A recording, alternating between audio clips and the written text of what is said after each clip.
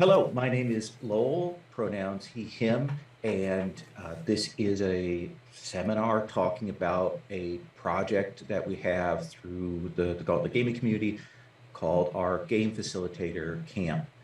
And we're recording this because we have a number of participants who are in very different time zones, so we wanted to get them together since we try to have a cross section of people talking about things and working with our Game Facilitator Camp. And I will briefly share with you, we have a lovely logo. And since I paid some money for it, I will briefly show you what that looks like, just because, I'm going to get my money's worth out of that. And it's pretty cute. So there we go. So what is the Gauntlet Gaming Community? This is a sort of online gaming club, an online gaming group. It is distinct from Gauntlet Publishing, which you may be aware of. It is a community that is focused on playing games, on engaging with games. We have about 100 sessions a month of various GMs, various different series. These games are all played open table, meaning that anyone can sign up for them. They can sign up for one session or more sessions. We have a dedicated calendar app that goes with that, and a Slack that kind of supports the play and talking about the games and so on. We also have an additional Gauntlet forums and some other pieces that sort of overlap with the Gauntlet publishing. All of our games are played with mandatory use of safety tools. We allow the GM to make some choices about what they want to use, but we encourage use of lines and veils, X card, and an open door policy as sort of our minimums. We also have a pretty extensive community code of conduct, and we ask that all games be played using that code of conduct. So one of the things has been, as an online gaming community that we've been going for 5 or 6 years of doing this, is the question of bringing in new GMs to the community. Do you just let people come in? Do people just come in and run? GMs or game facilitators, event facilitators. And there's the tension that we have in our community is sometimes we'll have a lot of GMs and sometimes we won't have a lot of GMs, and that kind of that swing back and forth. We try to find that that middle ground there. We'd like to have more GMs because more GMs shares the load, and generally when we have more GMs, things will even out more quickly for us. But we do have in our community some basic requirements for game facilitators.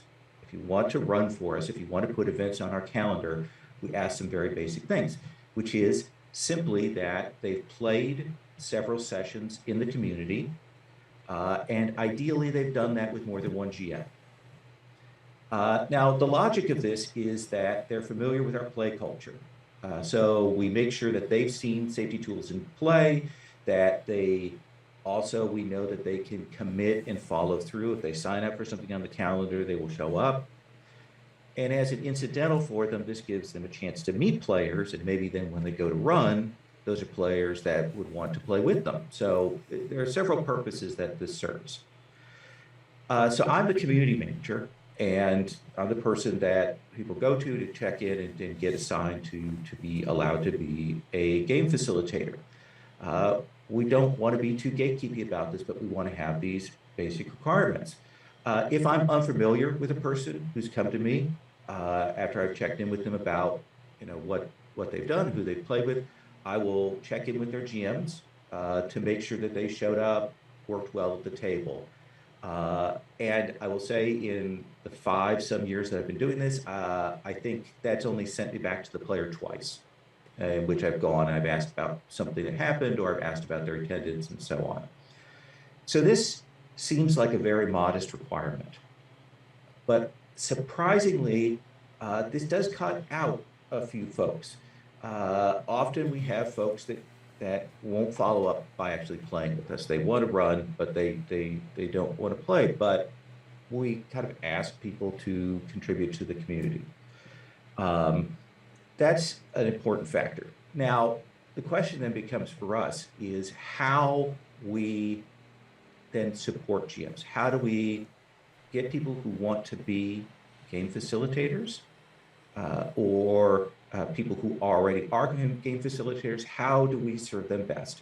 And we do that through a program called our Game Facilitator Camp, which is, in short, a workshop for GMs within the community. Now, Jim, I'm going to throw to you. This is Jim Crocker, who writes about games. He's a veteran gaming retailer. Many of you will know him from Metatopia. I should probably introduce our other two panelists. These three are all people who've managed, been facilitators for camps, been leaders for our camps. We also have with us Jamila Nedjadi, who is a designer of many games, including the currently kickstarting Our Haunt, which I believe will still be in Kickstarter by the time this goes up. And then we have Alun Rees, who is designer of Against the Dark Conspiracy, among other games. So Jim, give us the overview of what Game Facilitator Camp is. So I think that you didn't actually mention before, Lowell, that we're at gauntlet-rpg.com. That is where you can find us if you actually want to get online and see what's going on here. I mean, I'm sure there'll be links and stuff in the notes for all this, but I did want to make sure that I mentioned that. So yeah, I'm Jim Crocker. I generally use he, him pronouns, but if you're using they, them more generally, that's totally fine with me too. I have been a gaming retailer for, gosh, about 25 years. I owned a couple of game stores for like a decade and a half. A store called Modern Myths in Northampton, Massachusetts, another one, a second branch in New York. And when I closed those stores down, I needed a place to play because my little private playground that I had created was going away. And one of the Gauntlet's gaming videos online, kind of introduced me to the community. It was actually Lowell running a Star Trek game. And I kind of got involved, and this play culture that Lowell was talking about, the fact that at the time we didn't, there wasn't necessarily, the facilitator camps didn't work exactly the same way.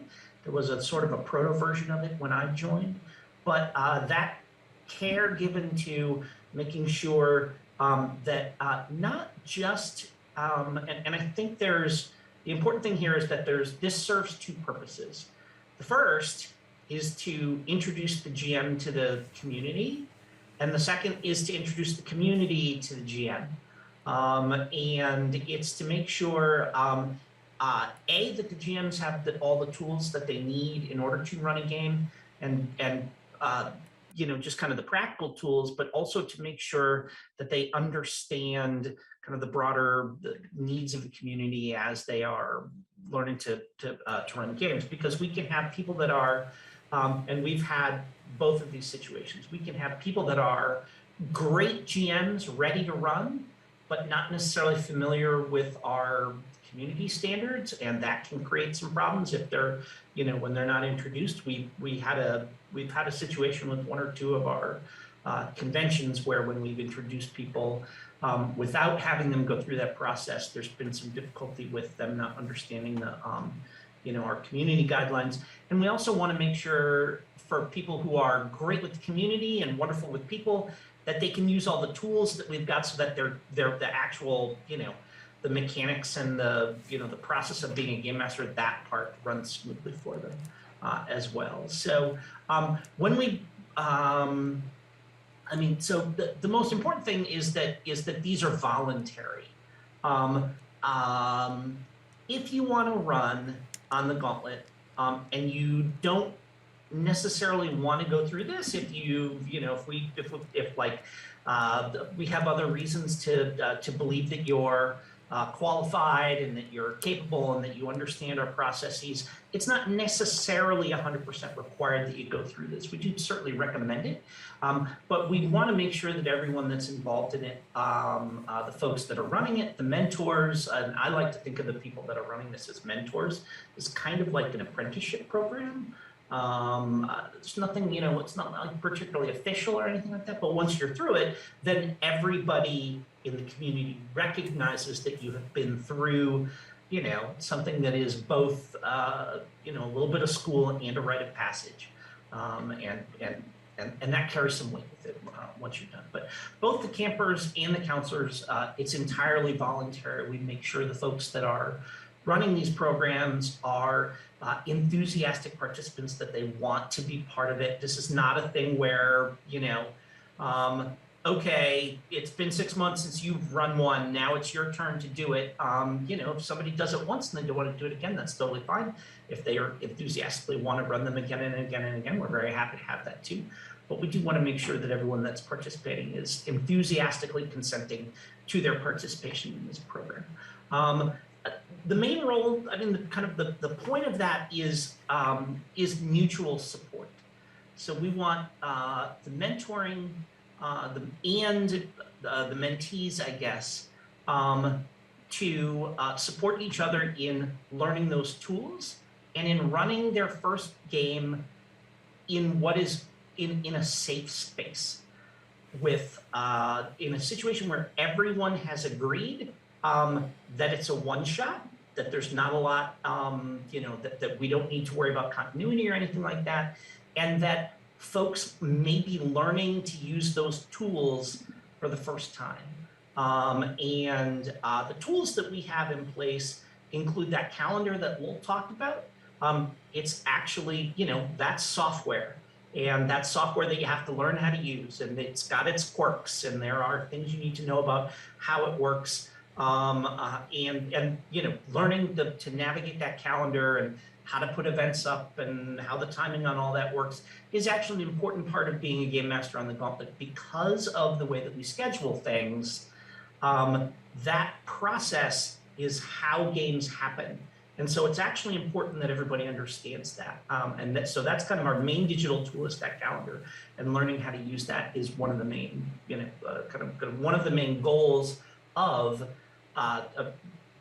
these camps that we run. Because like I said, someone could be a great game master. We don't need to teach them anything about necessarily running a game online. Maybe they've been running, D&D games on Roll20 for a decade or something like that. But, they don't know how to use our calendar software and how to set that up and make sure, and contact people and go through all that process. And that's important. The other bit of software that we use is our character sheets, our online character keepers. And this is, the documentation that we use so that everybody that's playing can see everybody else's character sheets. They can see the rules. And we've developed some pretty Gauntlet-specific ways of recording and keeping that information, and training people how to use that, how to interact with them, and how to, and just like the simple practical challenges of having to manage data while you're running a game, switching back and forth between your Zoom screen and your character keeper and your online dice roller. That's a learned skill, just like any other aspect of GMing. And it's especially important to the Gauntlet that people kind of understand how to do that. Lowell, it looks like you want to. Yeah, Jim, I'm going to have you explain one thing before we throw to Alun. Sure. Kind of cut forward on this. Tell people about what is the structure of this. I think that's the most important thing. So if people want to do this, how do we structure it? How does that work? Sure. So it is a 1-month program, and generally what we have is a facilitator and 3 campers, and we will schedule it for four sessions, each once per week. The facilitator in that first session will do some training. They will kind of run through all of our procedures and talk with the campers about what kind of games they might want to run for those one-shots, to demonstrate that they understand how those tools work, that they understand the Gauntlet community standards, and that they can run a game online and it will run smoothly. And then each of the campers puts that game on the calendar like it would be signed up for other players. It's not. We just fill those games just with campers. Occasionally, sometimes if somebody wants to run a game, like if somebody has to drop or somebody wants to run a game with more than just those 3, we might ask for volunteers to jump into those games. But for the most part, it's the facilitator and the campers. Each of them will run a game. At the end of that game, the facilitator and the other campers will give some feedback. And then once we've gone through the whole month, we've had each of the campers run a game for the other campers in that safe space. And hopefully by that time, whatever issues or questions they have, we've worked that out through not just running ourselves, but seeing other people run and, kind of watching them learn as well. Awesome. So we've got a workshop process that we're going through, but with a very specific structure to it.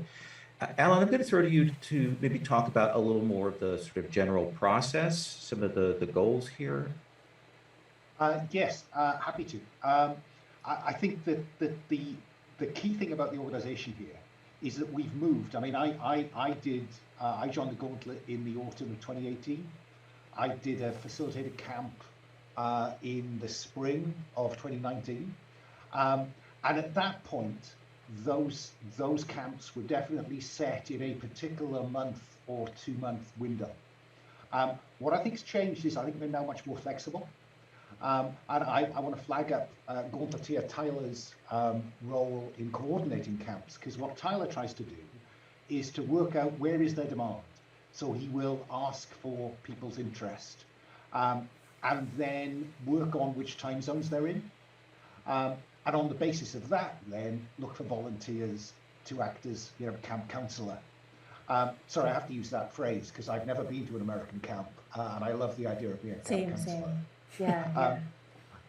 So that we've become very much more flexible. So that this year, for instance, in the last cycle, there was a small handful of GMT adjacent people who were interested in taking part in the camp, but they couldn't do it, or they all couldn't do it in the window that we'd initially set out.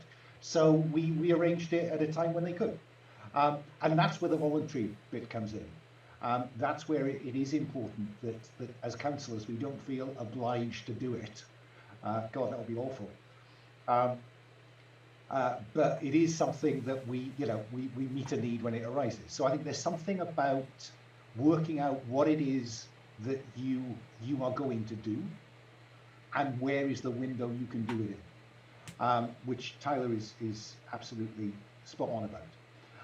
The other thing we've done increasingly is to encourage people who've been through a camp, a previous sequence, to become counsellors in successive ones, because I think there's something about what you learn in a camp that then informs how you approach facilitating a camp yourself. Certainly, I think that, I think I did a quick count. I think we've got about 15 or more now people who have been counsellors in camps. So we've got a big pool of people. They are spread around the world, so we can hit many time zones. And I'm pretty certain that at least 3 or maybe 4 of them have been through a camp themselves. So I think that's a really encouraging sign, to be honest. And I guess the other thing we need to be clear about is that we do ask the campers to make a commitment to all 4 sessions. It's partly to do with something we like to think is a sense of community in the Gauntlet. That if someone is prepared to turn up for your one shot, there is a strong, I'm going to say, obligation for you to turn up to theirs. And in my experience, that binds together that group. So I guess that's the outline process as I would see it. Awesome. Jamie, so given that that's the process, given that, can you talk a little bit about like how that gets set up in terms of the approach from your position as a mentor, as a counselor for this? Right. I too, like Alun, have only dreamed about being a camp counselor. The sharpest example in my mind is Adam's Family, which is probably not the best one. But yes, I've seen other movies. So definitely there are different ways to go about it. I really want to stress that each camp is a very personal, flexible thing that really depends on the campers and what they need, on their comfort level, what they're hoping to get.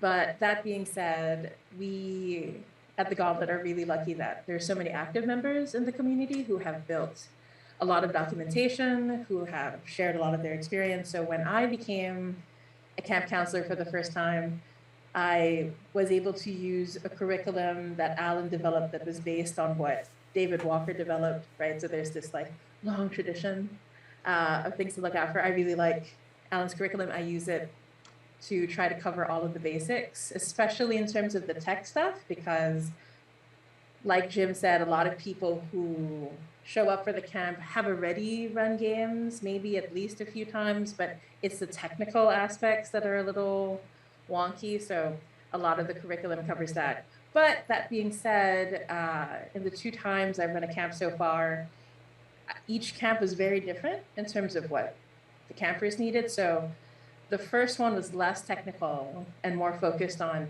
GM approaches and GM best practices. And we spent a lot of time teaching each other, sharing what we've learned over the years as a GM. But my second group was more focused on safety tools and how to use them and more of the technical aspects and among those other things.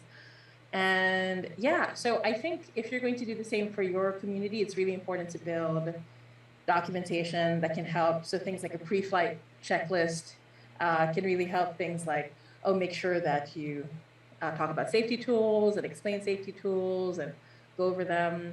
Also things like making sure you have permission to record, how to send out emails in advance, like a week ahead, so on and so forth, all these little things to help with the pre-flight before they run.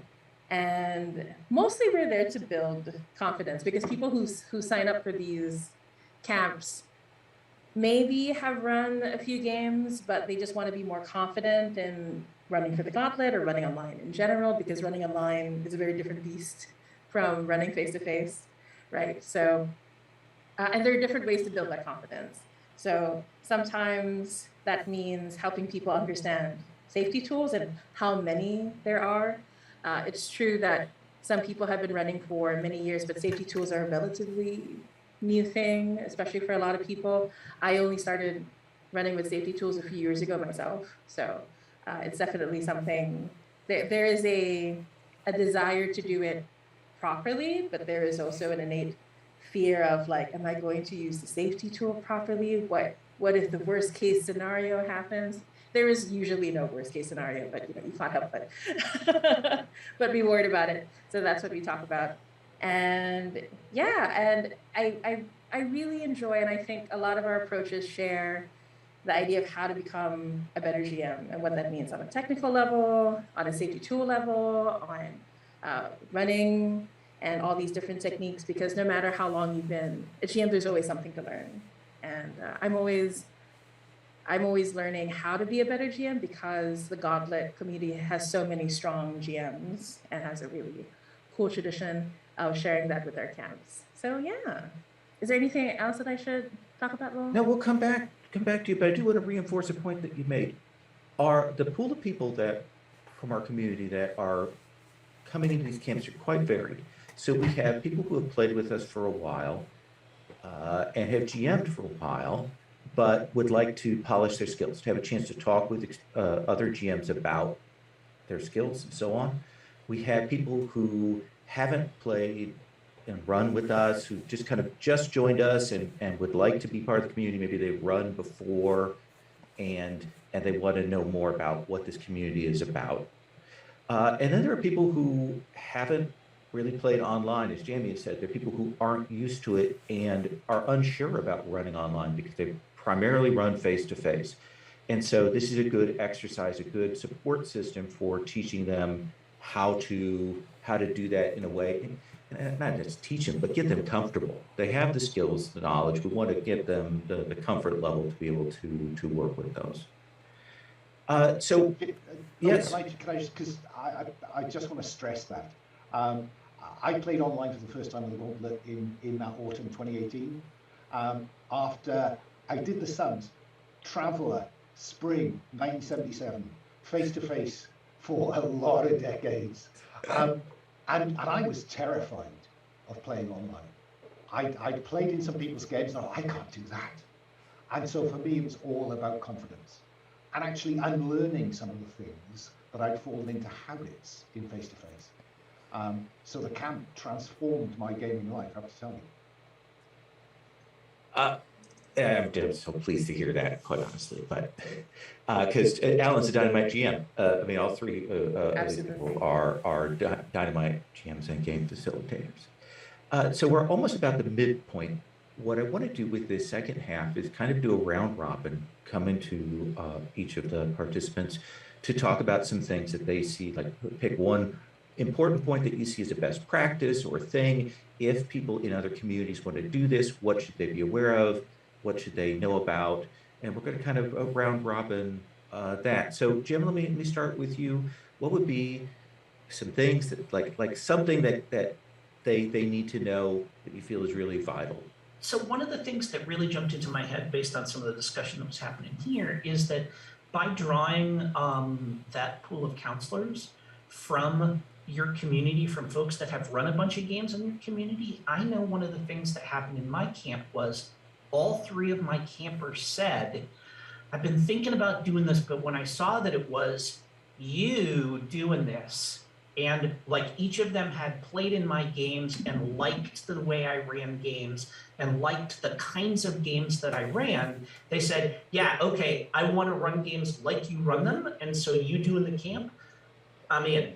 And so having a range of different people to do that and, you know, making an asset of, you've been in this person's games, you really like it, let them teach you how to run games is, you know, an important part of the fact that we're a community and folks running these camps are, you know, known quantities in the community and folks that have run games. And, you know, because like, you know, the way I run a game is different from the way Jamie runs a game, which is different from the way Lowell runs a game, which is different from the way Alun runs a game.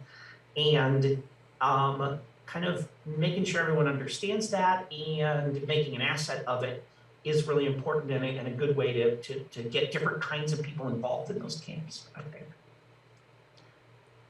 Alun, what would you say is something important that you want to get across? I think if you're going to try and do this in your community, it is about the technical, but it's also about the culture you want to try and engender. And so I suppose the thing that I would stress is be clear what your culture is. You know, is that written down somewhere? Because otherwise you will have everyone interpreting it in a different way, and you may not get the kind of consistency of culture and the kind of respect around the table that I value the Gauntlet for particularly. So I think it's be clear what your culture is before you set up a system to spread the culture. And you mean in this context, the code of conduct, safety tools, those kinds of things? Exactly. You know, those kind of, for me, non-negotiables. The things that make me feel comfortable at the table, and I hope make other people feel comfortable. Excellent. Jamila, let's come back to you. Yeah, so I think what's really important for me in terms of if you're going to introduce this to your own communities is to understand the role of the camp counselor / facilitator, right? So what has really worked for me and the way that I run the camps is I'm very happy to share what I've learned as a GM, but I also value asking questions of the other GMs, asking people what they've learned first after they've run a one shot. And asking everybody to pitch in like what they liked, what they think, what advice that they have to share based on certain things. I think getting people used to the fact that this is an active community that supports each other is just what the Facilitator Camp is about, right? So this is just one of the many ways that the Gauntlet has events and structures for the community to support each other. So I think it just happens to be an excellent way to do that by learning how to run games. And I'll mention, before I throw back to Jim, a couple of things about that. One is, I just want people to be aware that this is not a process that was started from above and imposed, but in fact was an idea that was created within the community. People were talking about ways that we could support GMs, and it evolved in a couple of different forms. And the only thing that we do kind of from the top is help organize it, like get it set and so on. We don't constrain, we don't set requirements and so on. And it very much is a community-driven effort, the idea of supporting people in this, doing what we can to support GMs. And in fact, related to that, we have another community-driven, community-created effort, our Gauntlet Community Open Gaming, which is an open gaming weekends that we do online a couple, 3 times a year. That was started by the community, and the GMs for that are people who can run on the Gauntlet, the people who are familiar with the Gauntlet culture. We focused in on that so people can know what we do, and we also have sort of a level of trust that we have for these GMs and that people coming in can have when we're introducing new people who maybe haven't played online or haven't played with us. That's another important factor. Jim, let me come back to you.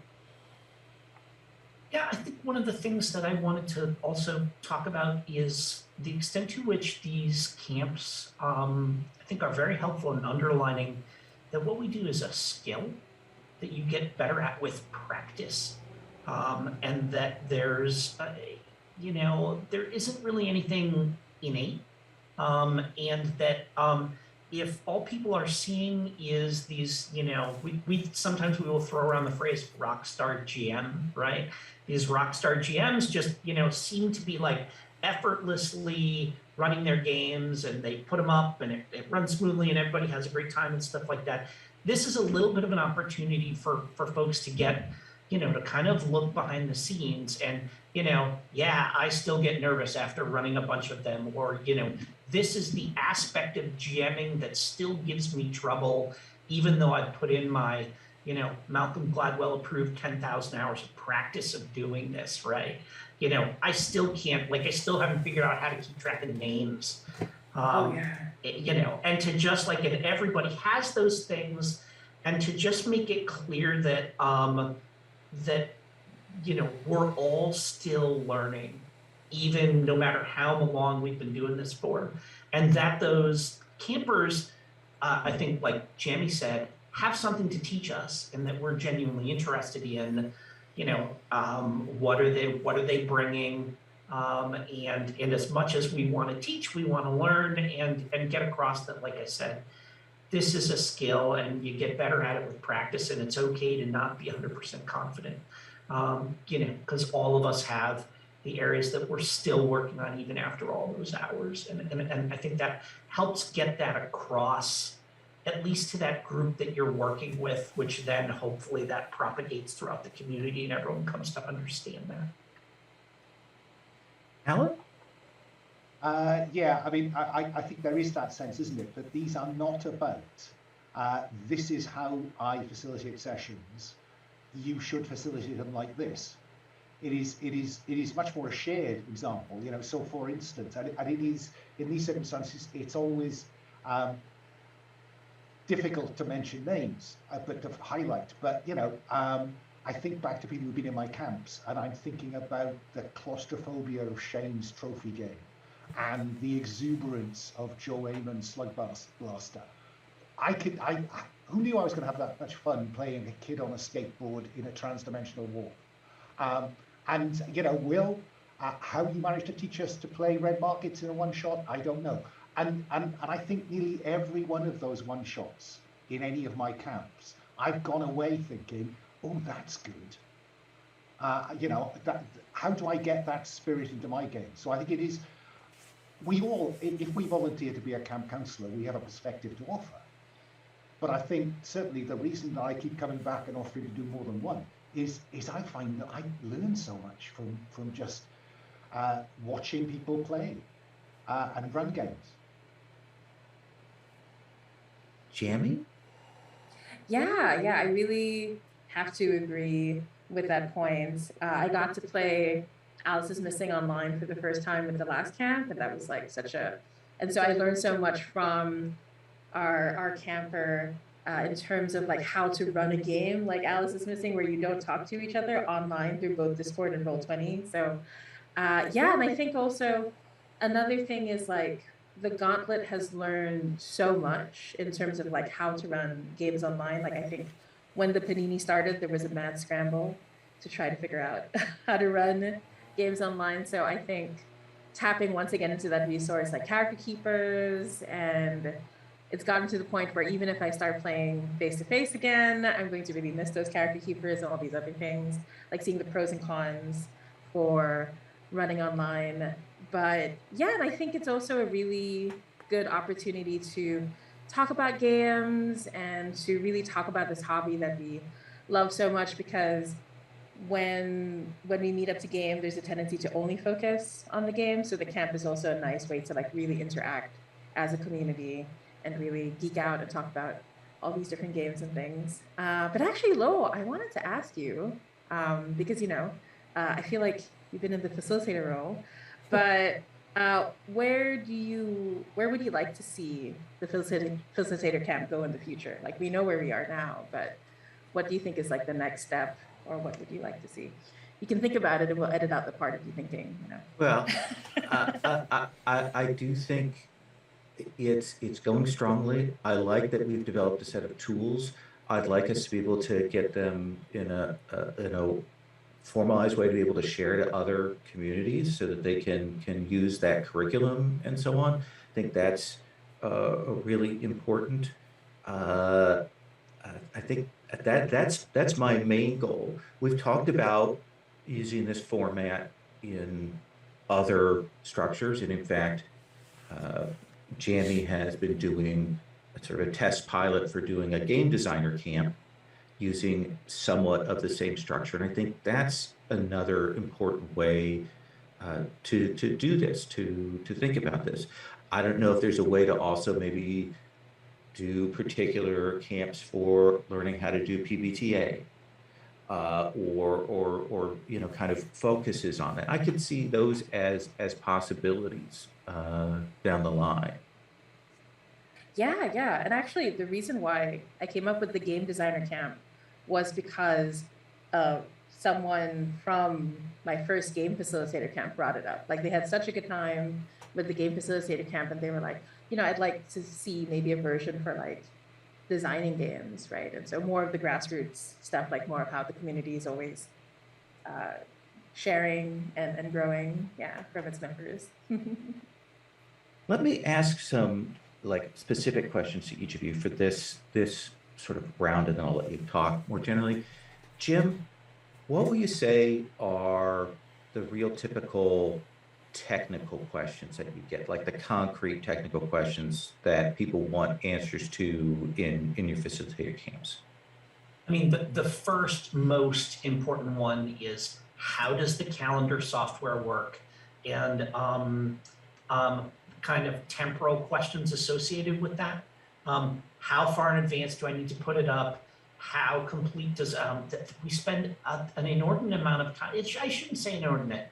A surprising to me amount of time people worrying about their descriptions that they write to, because there is, in terms of things, there is an art to the enough information to tell people what they're getting into without forcing them to read somebody's campaign prep doc, right? And there actually is an art to that, to kind of conveying what is the information that people want to get across. So I think the biggest technical thing is the use of the calendar. How do we put stuff up on the calendar? How do you delete an event when it comes time to do that? And so just learning the ins and outs of that particular software. Second is the character keepers. And that is, how do people create character keepers? We've all of us become weird experts in very specific aspects of using Google Sheets. I can do a drop-down list that refers to another drop-down list. Fancy. I don't know what that's called or what the, I couldn't do it top of my head, but I know how to do that because I've kind of, brute force taught myself, because that's an important part of building your character keeper and making sure all that stuff works. And so talking a little bit about that and kind of getting across some of the basics of that, and not even necessarily, I don't teach people how to use Excel. But I say to them, hey, if you need to know how to do this, here are the 3 people on the Gauntlet to ask, and they'll be happy to tell you. And to some extent for that technical stuff, making sure they know who those resources are is also an important part of doing our facilitation. I'll add to that. It's something that's come up less as people have become more familiar to it. But when the Panini first started, there was a general scramble and panic about what are we using? Are we using Zoom? Are we using StreamYard? Are we using Jitsi? All of these things. And that's another thing that comes up. Which resources are free? Which sources are free, but you can record on? What are the time limits on certain things? That's another thing we'll walk through with people if they don't know where to run or how to set up those things. So that's important. Yeah, and the other thing that I want to add to that is understanding how, like for instance, if I'm GMing, but I'm not in a situation where I can afford a paid Zoom account, but someone in my game has a paid Zoom account, and they're like, I'll be happy to host. Understanding how to get them to record or give permission for the GM to record, send it across, and just that kind of basic like information and data handling stuff is certainly a part of what we do to prepare people for. Alun, let me ask you about when people come to you and they say, "What should I run? What should I do with that?" Like that's a really common question. People kind of panicking about that. Can you talk about what you tell people? Yeah, I tell them, don't run something new, crudely put. The objective of the camp is not to experiment with a game, it's to experiment with practice, how you facilitate. And so, yeah, I very firmly advise them to steer clear of a game they haven't run. And I tend to tell them to steer clear of a game that there isn't already a character keeper for. Because, as Jim has explained, coming up with a really smooth one can take time. And that's not a stress you want in the week before you're going to run a one-shot. So, yeah, that's what I tell them. And I have to say that I try to do that. I don't know if this is common, but I set up a Google chat room in advance of the camp, so we can do some of that discussion, in the room, rather than waiting until we get together, because I think it is important. It's part of the lowering barrier. For me, the greatest barrier was, what am I going to run? And I don't want to look stupid running something. So I picked a game I'd run. I picked a session I'd run. So I had it was all in my head. And then I didn't have to think about the content. I could think about how I was doing it. And I very much stress to people that, don't put extra burdens on yourself for this. Or you'll end up worrying about, oh God, I've forgotten that rule, rather than the flow of the game. And I'll add to this, and this is something that I didn't realize until there was some discussion about it in our Slack channel on it, is to tell people, don't worry about running a complete session. You don't have to have a beginning, a middle, and you don't have to stress about that. You're running for a while. We've got, about probably 3 hours, a little bit less because you want to have debrief time. Just run, get practice with the start of session, and run through that way. You don't have to go, oh, I've got to get to the end and panic about that. Jamie, one of the important parts of this is the debrief that happens at the end of each session. And some people will take 20, 30 minutes to do a debrief. You are legendary for having taken much longer than that for your debriefs. But can you talk about what you value in those debriefs, how you handle that? What do you think is important about that? Yeah, so I usually set aside about an hour for our debrief. So usually our game camps are like 4 hours long. So what I usually do is during the game itself, I make sure to take a lot of notes, right? Like in terms of I go for the sandwich method, I want to say. So I make sure I write a lot of great stuff that the GM did, and also, opportunities for improvement, right? And I try to sandwich it. Like I will change the order when things happen in order to talk about it. But mainly before I give my feedback, I usually, number one, let the GM start, because it's a lot easier if the GM themselves start, because while they are running, they are thinking of stuff like, oh, I should have done this, I should have done that. And so that's a perfect opportunity for other people to say, no, actually, I thought that was pretty cool, or no, that was really good, actually, just to get through that, to have them ask for specific advice, or have them ask questions. So I always start with the GM first, and then after that, let the other campers give their specific feedback. And from there, this also is going to be a time when they'll also ask questions like, oh, I noticed so that this person did this. So Jamie, what do you think about so and so? Or, so they did this, but technically, should we do this instead? Or how would you have used a safety tool instead here? So that tends to come up. And I want to give once again, we all have different approaches, right? But I like giving about an hour for debrief, because I feel that's where we learn the most, and that's when the most information is exchanged. And it's also when I get to pump up the confidence of the GM and say like, oh, you did a really great job. And, because I know that afterwards we're all built like this. We're going to remember more of the stuff that we didn't do well or what we wanted to improve on. So I make sure that I pump up them for a significant amount of time. But yeah, so that's generally how I approach a debrief during our sessions. And I want to stress this as someone who's taught writing. I've used the term workshop in describing things, but this is not a critique workshop.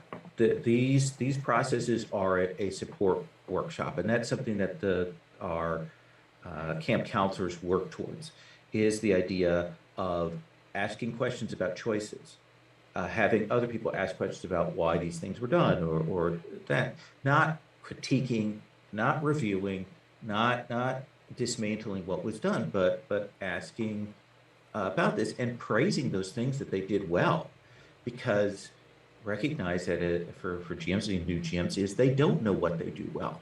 Maybe they haven't had a chance to really look and have that perspective on what they're doing, and telling them that allows them to lean into those things. I think that's so important there in that issue of confidence. Let's Alun, I just wanted to add, I think that's absolutely key, because I think it is the barrier to running online or the Gauntlet is, the standard is pretty good, and people can be intimidated by that. And so, I definitely focus on the positive, as Jamila was saying, and pumping up the self-confidence, because it's that confidence that will get one of their games on the calendar within a month of the end of the camp, which is my kind of informal way of judging whether that was an effective camp for that person. Awesome. So I think we have time for maybe one or two more kind of go-arounds. Let's do one go-around and then maybe a final thought. Jim, what's another best practice or issue or point you want to make sure we get across here? I mean, the thing that Jamie said, I think your debrief can be 10 minutes or it can be an hour, but if the last thing you say to them is always, you're ready, I'd happily play in a game that you put on the calendar, that's the most important thing. That's really what they want to hear. All the other stuff is important, and it's good to make sure that you're going through that, but that is the thing that people are going through this process to hear. And once they hear that, I feel like there's definitely a before and after from hearing that. Alun? I'd endorse that. I always say to them at the end of the final one shot that if when they put something on the calendar they want a friendly face around the table, I'm very happy to slot in if I can. Because again, it's not that they need it, but if it lowers the barrier to putting that up, go for it. But I suppose the thing that was in my mind was one of the things I think it's important to do, or I do, and therefore it must be important. One of the things I do is I ask them to bring to that first workshop session the thing that they want to address, or that they have concerns about, or they are worried about. And then I try to slant both the coverage in the workshop and any feedback in the debrief towards, the thing that they were worried about, or wanted some advice on. Yeah, and it usually is, as Jamie says, the horror story that's never going to happen. but that people are convinced that there's a risk. And so how would you deal with is a common comment. 10 minutes.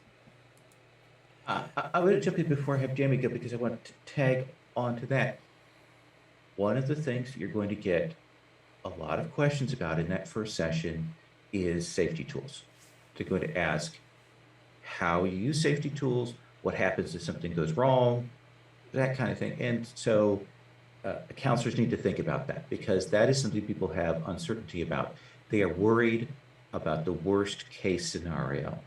And one of the things we can bring to the table is to say, we've been running for a long time. And while we've seen some issues, we've seen some pushback, we've handled it this way, but whatever you're thinking about as a worst case scenario, it's probably not going to happen. You shouldn't be stressing about that. You should be just stressing about how safety can help and inform and lift up your game. So Jamie, let me come back to you. Yeah, actually, I was going to talk about safety tools too, so you're psychically.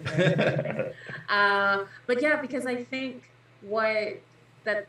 the safety tools aspect is one of the things I love the most about being part of the Gauntlet community, especially as a person across varied marginalization. Safety is not something that I'm used to feeling, so it's very important to me that it's an important part of the Gauntlet. And so I think the Facilitator Camp is a great opportunity to show how safety tools foster communication, how they are used in connection with each other, how really what safety tools are about is providing you the structure and the avenue to communicate clearly what your boundaries are, how you want to support other people, how you want to receive that support specifically. And so I feel like this is something that is usually not in the conversation when we talk about safety tools online, right? Because there's this sort of like binary black and white of like safety tools are good, safety tools are bad, or if something unsafe happened while safety tools are in place, that means safety tools are bad, right? So I think through the camps and through the Facilitator Camp, we get to really like showcase how these safety tools can be used and how they really foster conversation. And it's always a good opportunity to talk about safety and what that really means, and how it's really just about a culture of kindness and support, right? And that's what safety means. Awesome. Final thoughts, Jim? As final thoughts, I think the other thing that this is valuable for is that then those new game masters have a contact with the community.